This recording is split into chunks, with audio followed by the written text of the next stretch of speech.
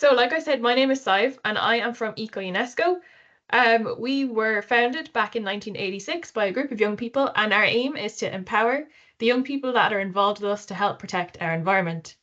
We're proud to be one of UNESCO's affiliated clubs and a Sustainable Development Goals ambassador.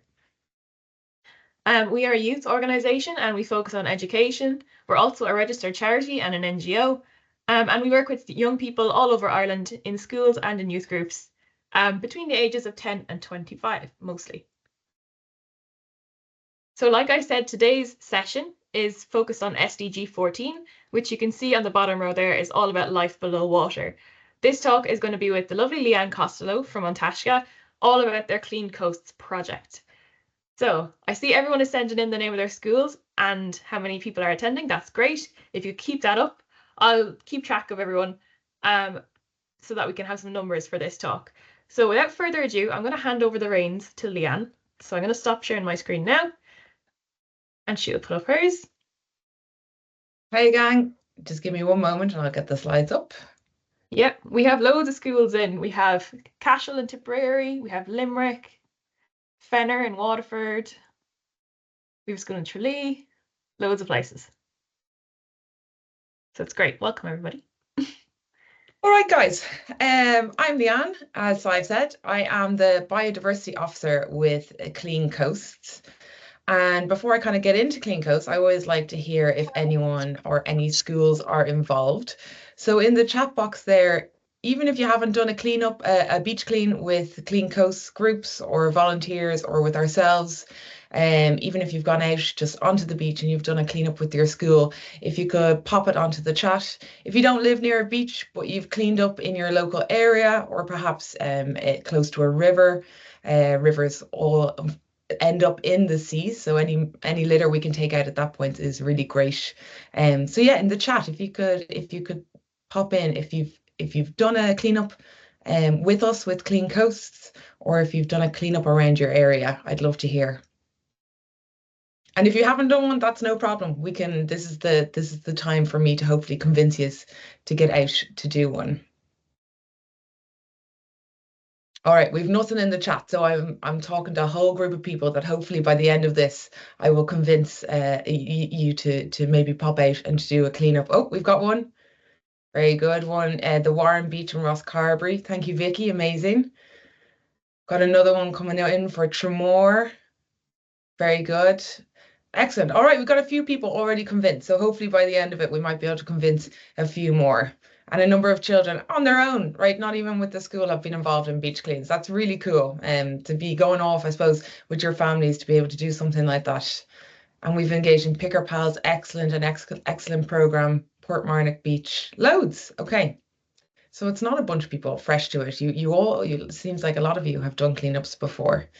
So Clean Coasts, what are we? It's in the name. We work on cleaning the coast. So here is a school down in Cork, or out on a very dirty beach around Blackpool, where they were cleaning up. Did great work on removing all of this litter. Our volunteers primarily, most of our volunteers are adults, but we do have schools involved. And our development officers around the coast quite often do workshops with schools. But they run hundreds of cleanups every year throughout all around the coast of Ireland, the Republic coast. We aren't up in the north at the moment, but all around the coast of the Republic, you can find our volunteers doing it.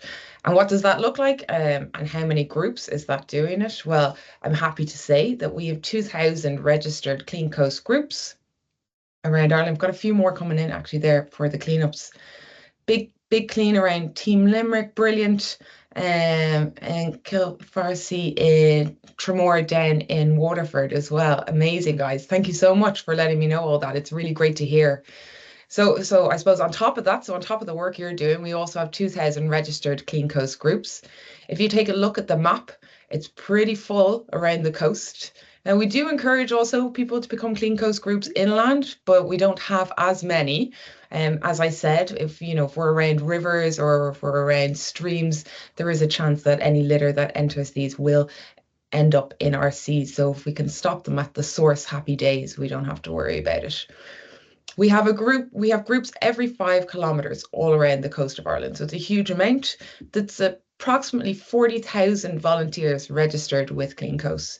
Now, these volunteers could be going out once a week. They maybe go out once a month, or perhaps some of them only go out once a year. It's really up to them how much time that they can give back.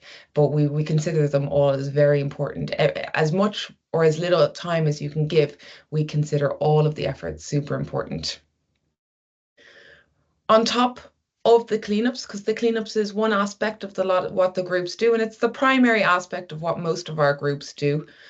But perhaps when you're walking along a beach nice and slowly when you're doing a cleanup, you not only notice the litter that's on the ground, but you'll also start to notice maybe if there is an animal or a plant there that you haven't seen before, or perhaps the sand dunes look like they're not in great shape, and they might need a little bit of help. Well, that's where a lot of our Clean Coast groups do come in, and they try to do nature-based projects around the coast as well. So a little step up from just picking up litter, they start to take on other projects. So we have our coastal cleanups, and then as I mentioned, community groups will start looking at nature restoration.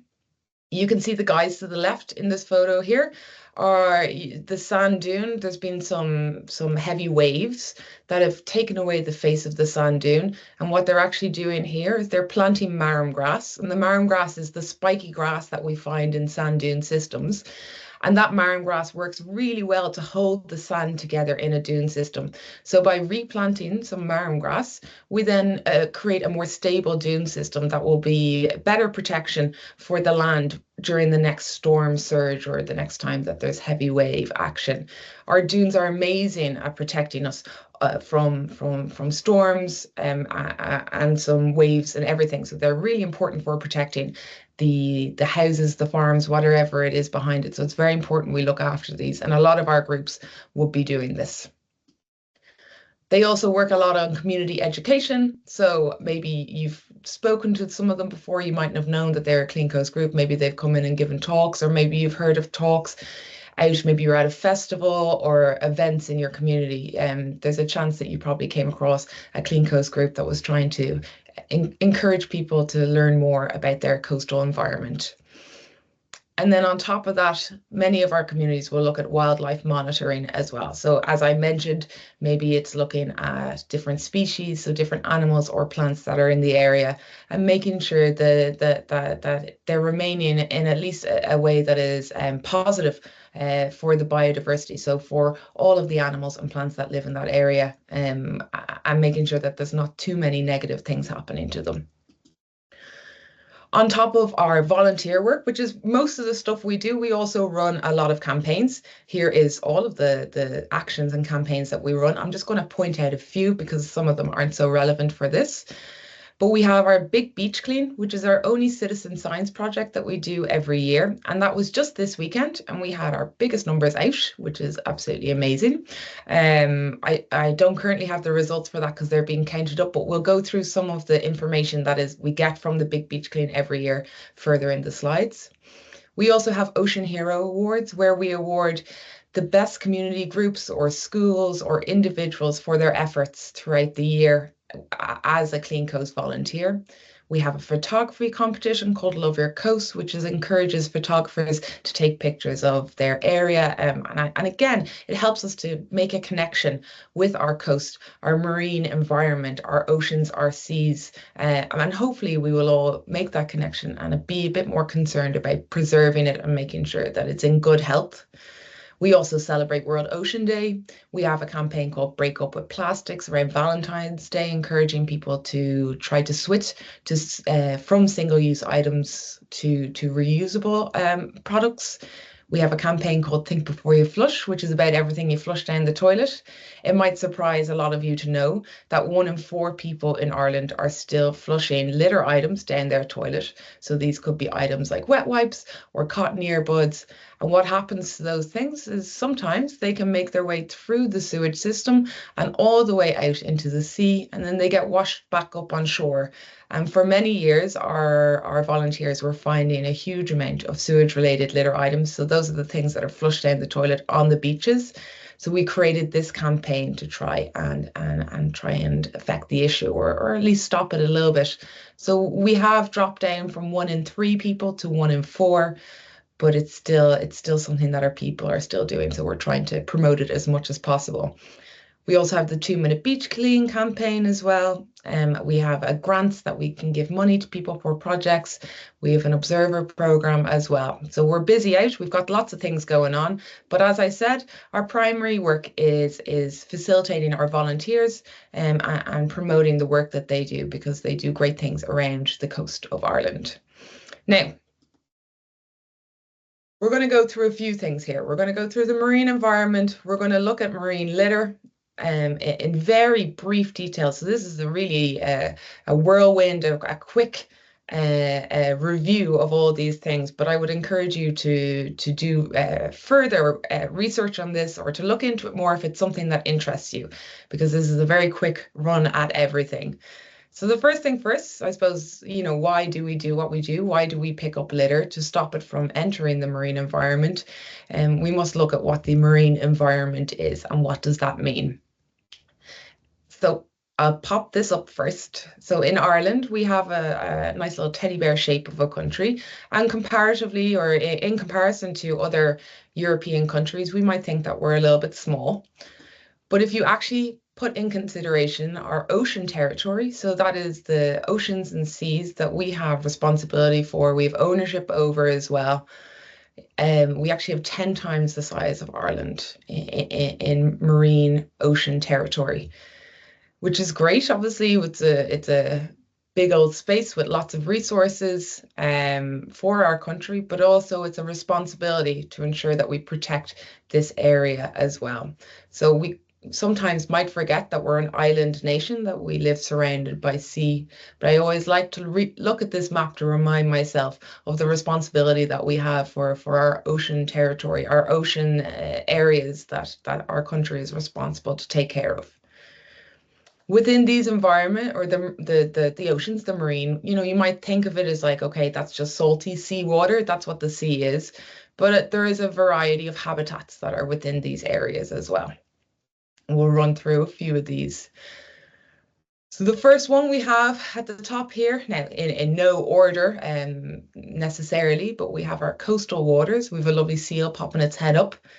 Our coastal waters have, because of where they are, where they're situated, they get a lot of light. They can also get nutrients from the land. It allows a lot of growth and for a lot of plants and for animals to really thrive in that area.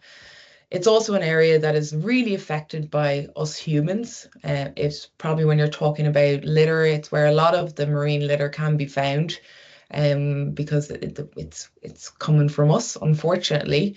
So it's an area, it can also suffer from other levels of pollution as well, maybe from the land or from industry. It's an area that is very sensitive, and it's something that we need to take care of. And we can, to a certain extent, have a lot of influence on this area, and we can, with something like a beach clean, help it quite a lot by removing the litter in the area.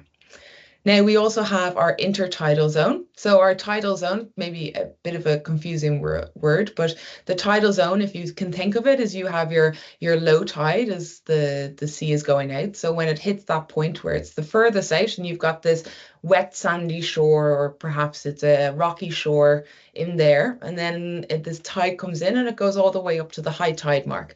And that's when everything is covered. That's as far as the sea is going to go. It's not going to go much further than that.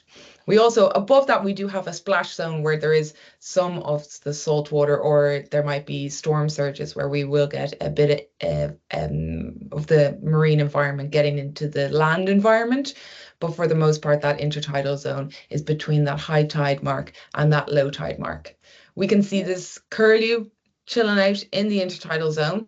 The curlew is munching on some worms. You can see the little bumps in the sand. It is lugworms that are there.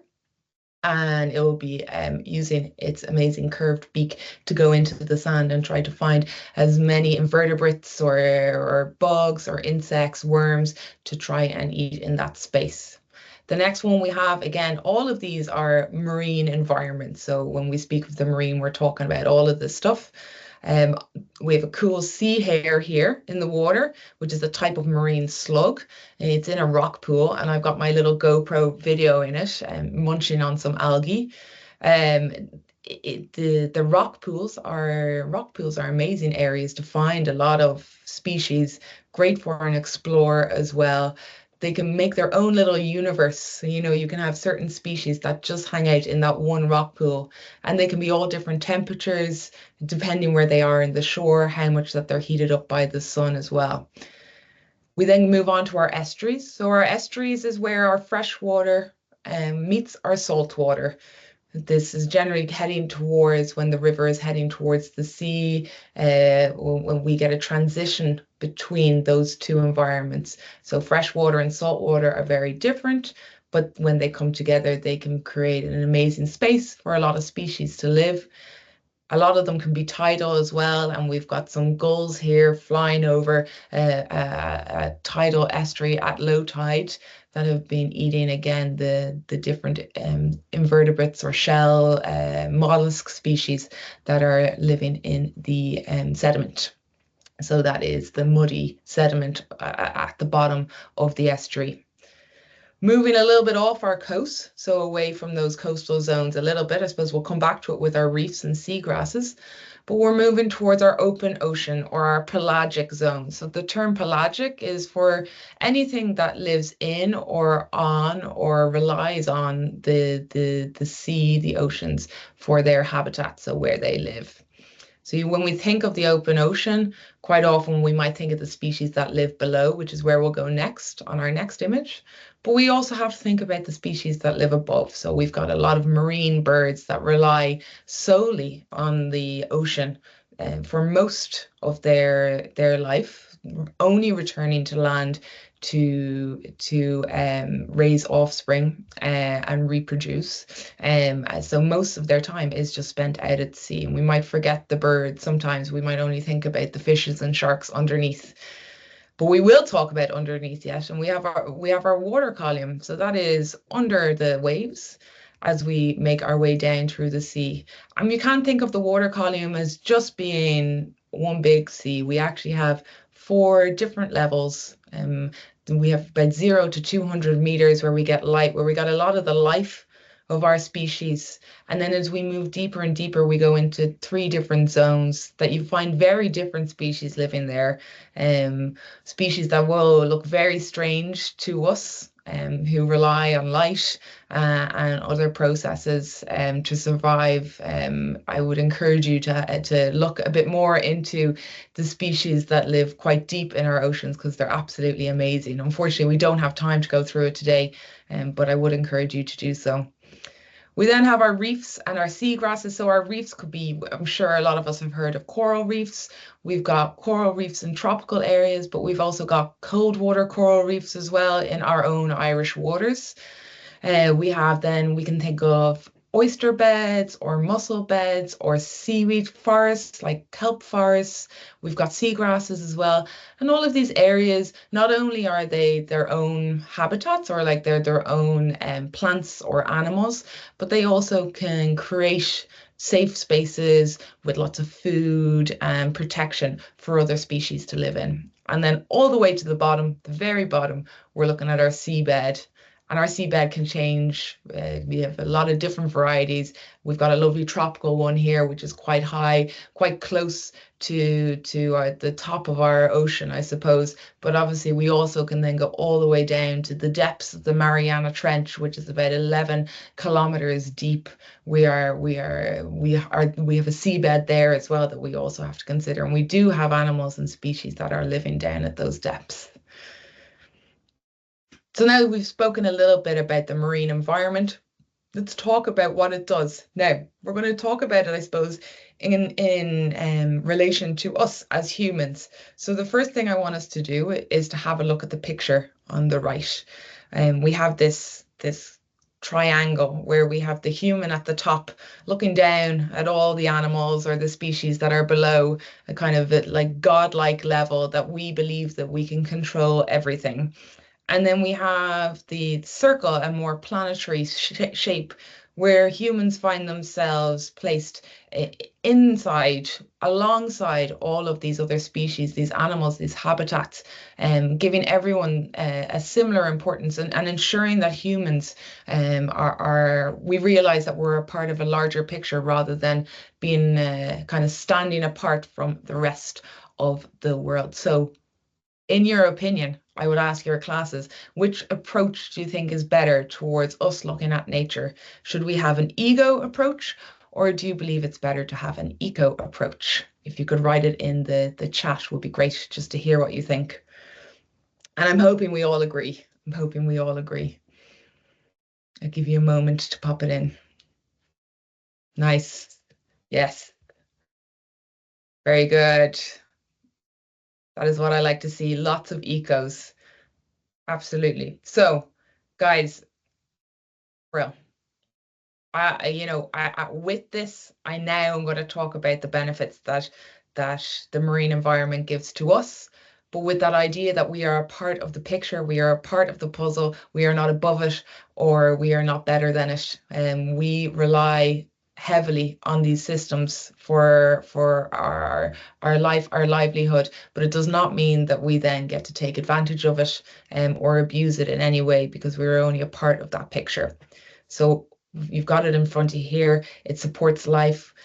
Our marine environment creates about 50% of the oxygen of the planet. It gives us food and resources. It gives food to other species, resources and raw materials. It can be used for energy production. Food has been mentioned, but also a variety of products we'll use that we would use in everyday are using stuff from the marine environment as a basis, as an ingredient for them. It regulates our climate, so that's our weather, our storms. It's amazing at soaking up heat. It's brilliant at bringing in carbon and methane and those greenhouse gases that do cause us problems when it comes to climate change.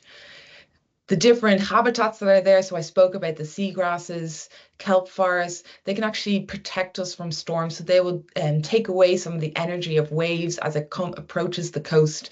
So it can end up protecting us from these very large events that could be extremely destructive. And then the last one, billions of people rely on them for their livelihood. So our oceans and our seas are our lifeline, and they're something that we should really be looking to protect. Now, get to the species, the fun bit. Well, I like the species bit. I like it all. I enjoy the habitats and the species, but I feel like most people love a shark or a dolphin. This is where I want you guys to shine. So in your class and teachers, if you could type as fast as you could to list as many marine plants and animals that you know in the chat box would be really great. I'll call a limit on it after a while, but yeah, as many as you possibly can say would be great. Jellyfish, nice. Shark, seal, coral, amazing. Dolphin, seahorse. Yeah.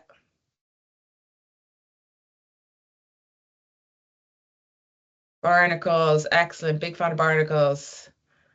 Very good. Starfish, seaweed. Crab, sea bass. Amazing. Hammerhead shark, love it. Basking shark, whale, seal. Puffer fish.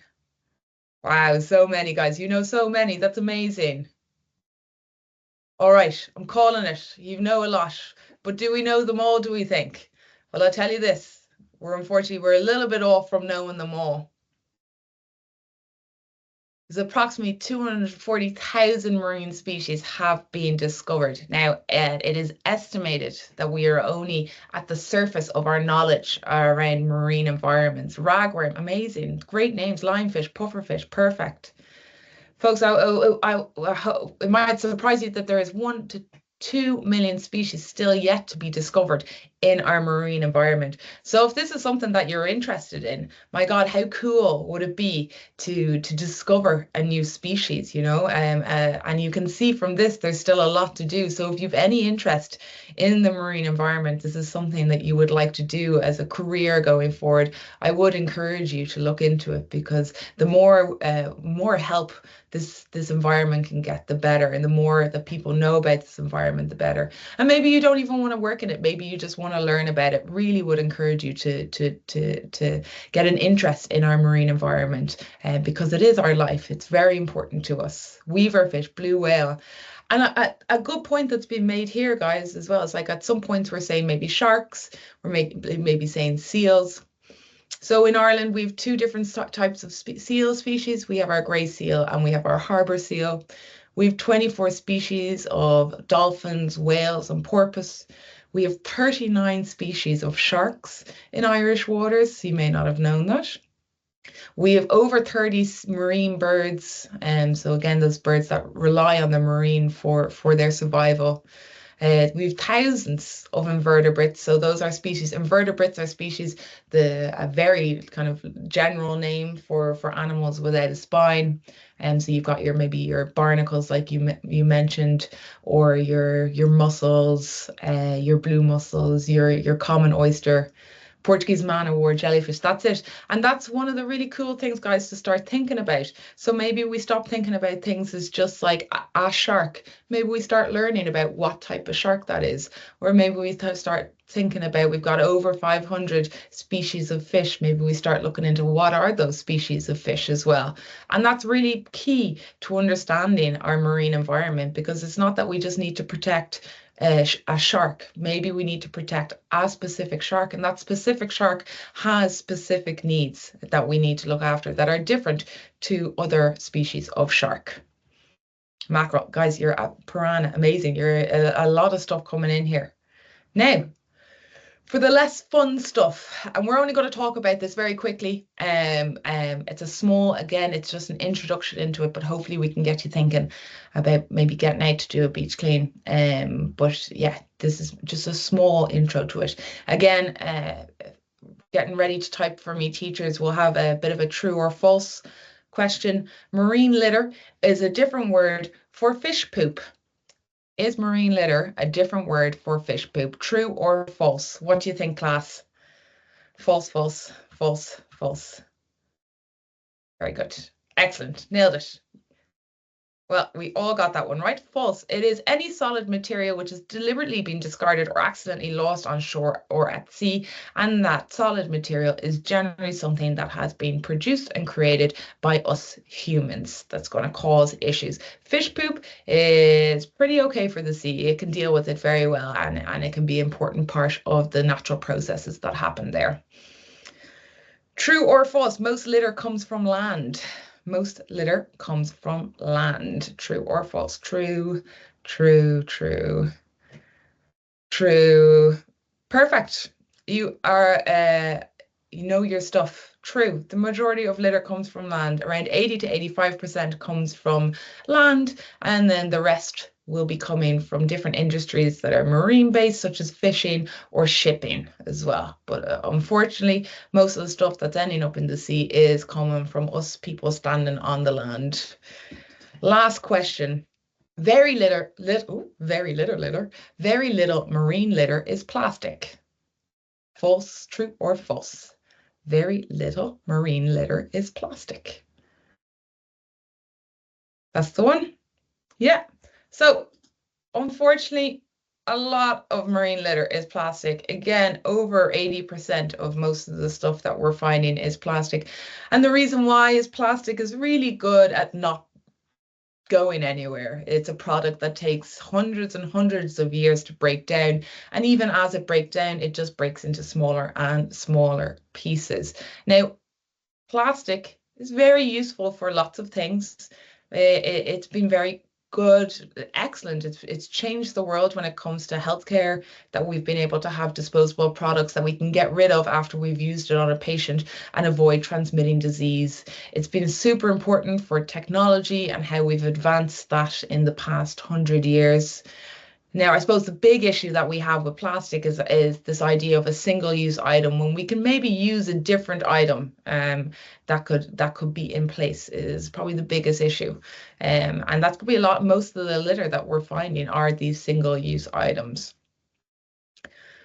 Just to put it into numbers, the marine litter problem There's 10 million tons of litter entering our global marine environments every year. This is a huge amount that is going into our marine environment. And once it's in there, it's very hard to remove it, okay? It's very difficult to get it out of there. So if we can stop it before it gets to that point, that's exactly what we want to be doing. And we want to be, avoiding it actually getting into the marine environment as much as possible. And I suppose this is where a lot of the Clean Coast groups come in, but we'll talk Liane, about them in a yep. I just want to remind you have 2 minutes left. Perfect. All right. So really quick, we're going to go through this. So we have our sources of marine litter and where is it coming from? So this is just an interesting graphic for you to see. We've got it coming from our towns, maybe going through our sewage, perhaps from industry, maybe dropping it on the beach. Also mismanaged landfills as well. I spoke about it coming down the toilet. We've spoken about some of these, but these are some of the places where you could see it coming. Now, straight into our actions, and we'll go through this nice and quick slide, I promise. Our actions are, well, the number one that I'm going to promote for avoiding the marine litter issue is stopping it from getting there. And how do we do that in Clean Coast is we get as many people as possible out onto the coast to do a litter pick. It's a really nice activity. It's very chill. You get to talk to lovely people. You get to walk slowly on the beach. You get to be outside and you get to give something back to your environment. All right. The next action that we're looking at as well is changing the norm. So perhaps removing, we spoke about those single-use items, changing from that single-use item, in this example, maybe a bottle, and moving towards a reusable bottle, which I'm sure a lot of you have done anyway, but perhaps maybe starting to think about other items that you could change. There is a town in Kerry, Killarney, that actually banned use of disposable coffee cups recently. So they all came together collectively and decided that they didn't want to sell coffee cups because it was such an issue with litter. And instead now everybody in the town has to use reusable items, which is really great to see. And again, another way we can use collective action. Last 2 slides here. Knowledge is key. I've spoken about this a lot today. Starting to understand more about the sea and our marine environment and the problems that affect it, because unfortunately marine litter is only one of the things affecting this marine environment. There are other issues that need to be also dealt with globally, as you know, all of us and primarily us adults really need to be sorting out. But building that knowledge is really important. So if any teachers out there wants to take a picture of this screen, these are some, not all, but a lot of the organizations that you can go to help develop that knowledge further, and you can get involved with them as well. And a shout out to ECO-UNESCO, of course, as they're holding this amazing workshop and week-long series of events, which is really great. The last one, and a plug from on Taisce, which is the organization I work for. We also run the Young Reporters for the Environment. So if you've thought today, I'm absolutely really interested in this. I want to write about it. I want to learn more. I want to talk to people about it. Perhaps this is the thing for you. You can register to be a part of the Young Reporters for the Environment. You'll get to join in with a couple of workshops. And the winners who will be announced in May there's a prize fund of €1,500 to be shared amongst them. And there's the possibility, it's an international competition run throughout Europe of traveling or to be entered into the European competition if you succeed in Ireland as well. Now, that was an absolute whirlwind. That was a lot. Thank you so much, guys. Any questions, you can ask me now, or my email is on the page there as well. And you can send me an email afterwards, any of the teachers, if you have any questions. Yeah, let's take a few questions now, and then maybe we'll do my little part, and then we'll probably have a lot of questions, so we can come back after as well and answer those. So if you have some questions that you want to answer right now, send them in. We'll try and get through as many as possible. I'm sure we'll have loads. Where can we get the recordings of all the workshops? They'll be available on ECO-UNESCO's YouTube channel in a couple of weeks. We just have to do a bit of editing, and then it'll be up on our YouTube channel. We do already have last year's Eco Week and the previous year as well, so if you want to watch some of the old sessions, you can while you're waiting for the new ones to come up. Yeah, we have a question for Liane. Go ahead. Nice. What's my favorite thing about my job? And my favorite thing about my job is getting to talk to people like you, of all ages, so from school age all the way up to people in their 70s, 80s, 90s, about the marine environment, and getting people to get excited about it.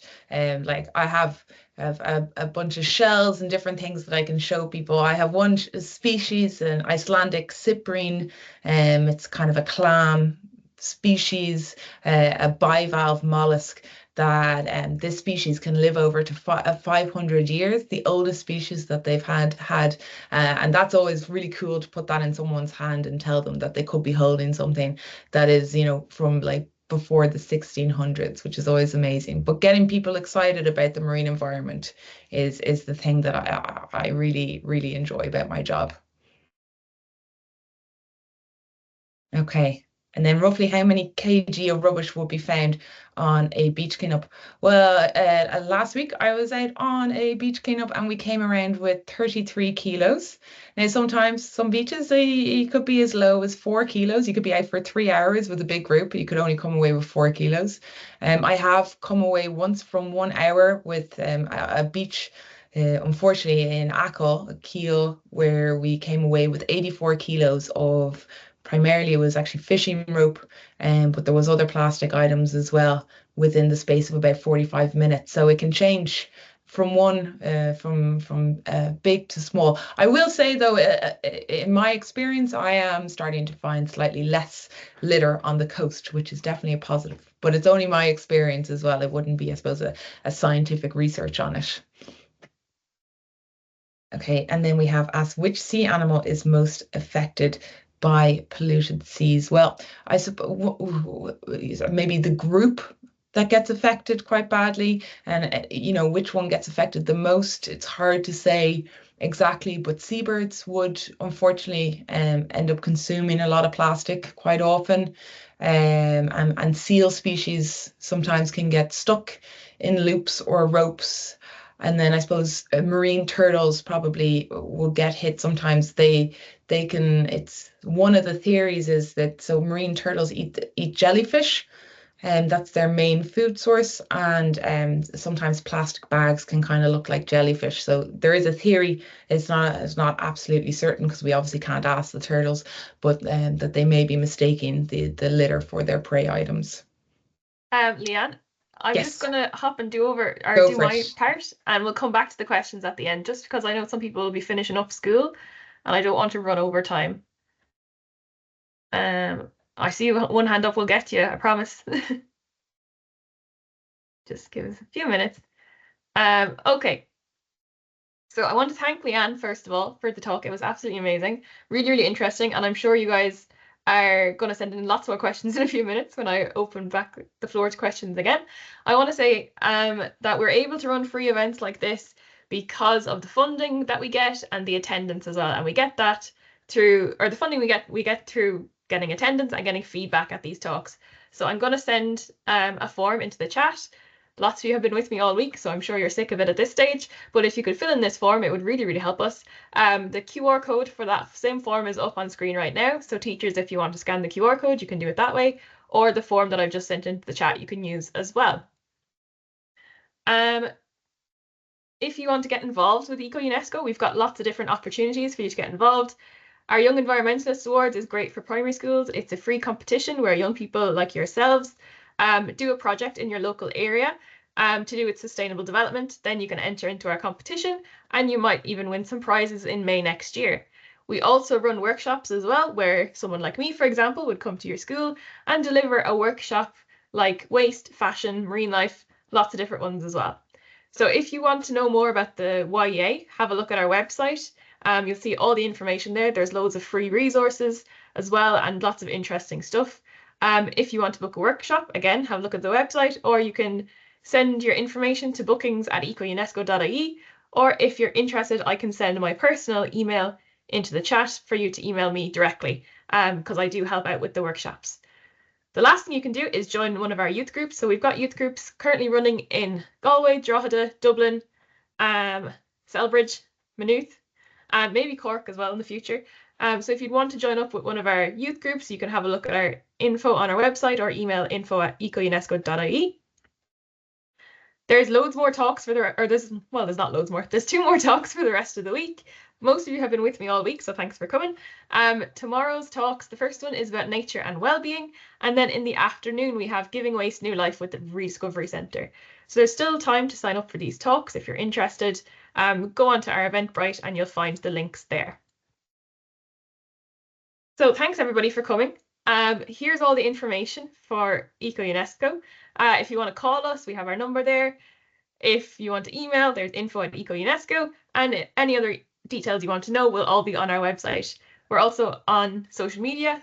We're at ECO-UNESCO on everything. So if you're interested in seeing what we're getting up to day, have a look at our social media. And like I said, the recording of this video will be available on YouTube in the coming weeks as well. So with all that said, I'm going to let Liane answer some more questions because I see there's still some coming in as I was speaking, which is great. We'll see how long we can stay on for. If you have to go, perfectly fine. But if you wish to ask more questions, please do now. I'll stop sharing my screen again.